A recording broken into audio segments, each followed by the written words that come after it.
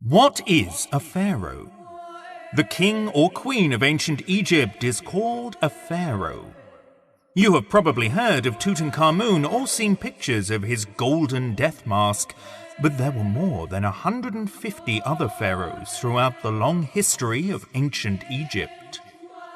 Most of them were men, but some, like Nefertiti and Cleopatra, were women. The pharaoh was the political and religious leader of the Egyptian people, holding the titles Lord of the Two Lands and High Priest of every temple.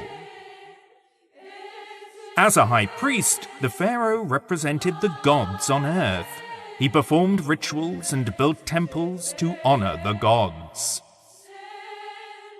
The ancient Egyptians did not refer to their kings as pharaohs. The word pharaoh actually comes from the Greek language and was used by the Greeks and Hebrews to refer to the kings of Egypt. Today, we also use the word pharaoh when referring to the kings of Egypt.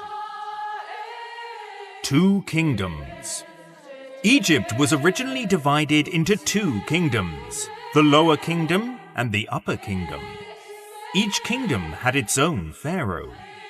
The labels of Upper and Lower were fairly strange, with Upper Egypt in the south and Lower Egypt in the north.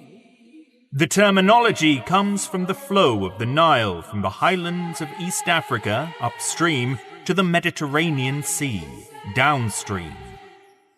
Then, in about 3100 BC, the pharaoh of Upper Egypt, called Narmer or Menes, defeated the pharaoh of Lower Egypt and united the two kingdoms. Narmer became the first pharaoh to rule over the whole of Egypt. The ancient Egyptians believed that their pharaoh was the god Horus, son of Ra, the sun god. When a pharaoh died, he was believed to be united with the sun, and then a new Horus ruled on earth. Osiris was considered the first king of Egypt, and so earthly rulers honored him and established their own authority by carrying the crook and flail. The crook stood for kingship, guidance of the people, while the flail was associated with the fertility of the land, threshing wheat. The pharaoh was the most powerful person in the kingdom. They owned everything in Egypt, even the clothes people wore and the food they ate. They made laws and looked after the people. If they did a bad job, it was believed that the Nile would not rise. If this happened, there would be no fertile soil for crops to grow, and the people would starve to death. As part of the role as high priest of every temple, it was the pharaoh's duty to build great temples and monuments celebrating his own achievements and paying homage to the gods of the land who gave him the power to rule in this life and would guide him in the next.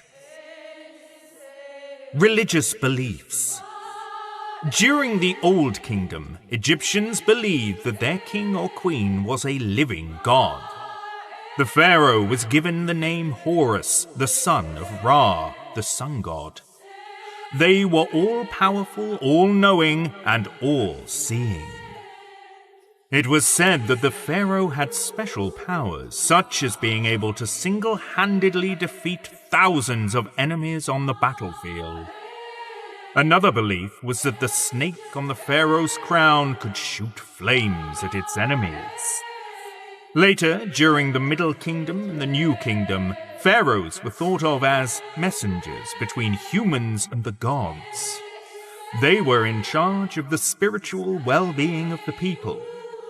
In the temple, pharaohs acted as high priests.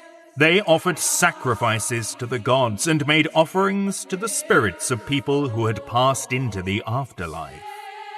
When a pharaoh died, their religious and political powers were passed on to the next in line to the throne, usually the pharaoh's oldest son.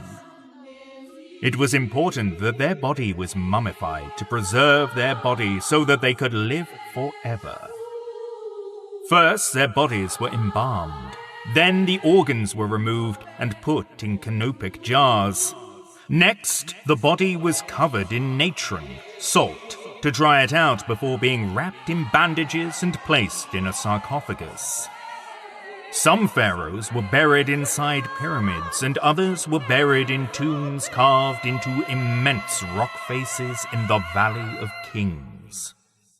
They were buried with food, belongings, money, servants called ushari, and anything else they might need in the afterlife.